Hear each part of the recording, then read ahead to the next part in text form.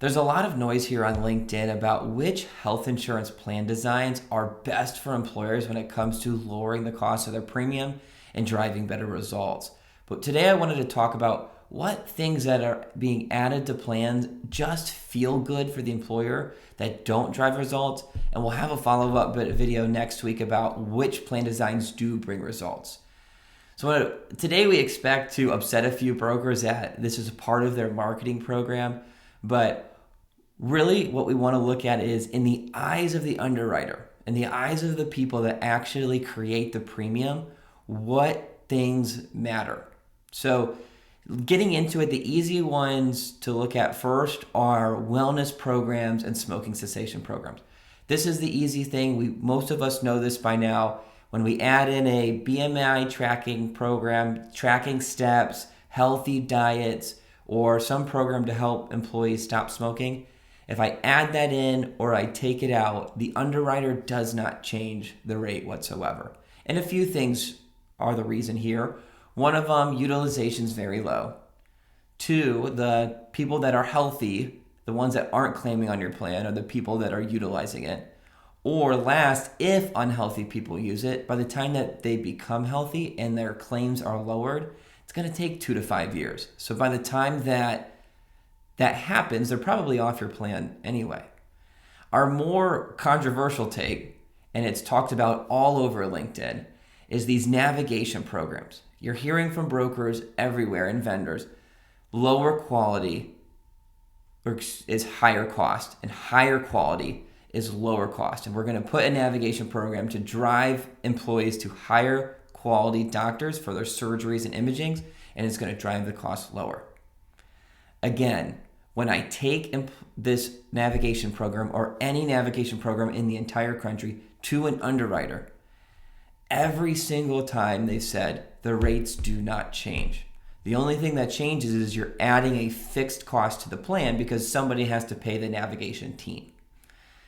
And why is that? Well, a couple things again. Utilization's low. Whenever these programs are in place, you're going to see a few things. A couple CT scans, an endoscopy, a colonoscopy, and then once in a blue moon, every few years, you'll see the shoulder surgery come in. But we can't predict when that comes. So how can the underwriters give lower rates? The other thing is more contractual, and it kind of gets into the weeds of insurance. When you have a PPO network in place, a PPO network gives you a discount off of billed charges. So what happens is in those PPO contracts, they do not allow you, the major PPO networks do not allow you to navigate from one employee one doctor to another. So we can't even put them in or we lose the whole network of the PPO rate. So the only way to put in the navigation teams is if we use reference-based pricing or use a mid-tier network that allows it.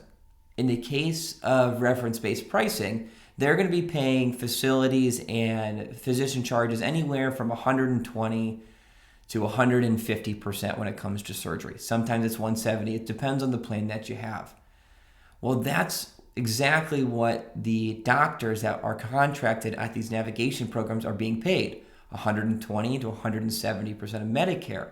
So regardless if we're sending these employees to higher quality, lower cost, they're contracted at the same cost as we're paying at the RBP, reference-based pricing Medicare rates. So we can't give a deduction in rates because of that. On the mid-tier network side, yes, we have a PPO network. Yes, we get a discount even further than that, but you're paying so much more for the other claims. So like your day-to-day primary care, urgent care claims, that it almost just negates the savings that you get from these surgeries.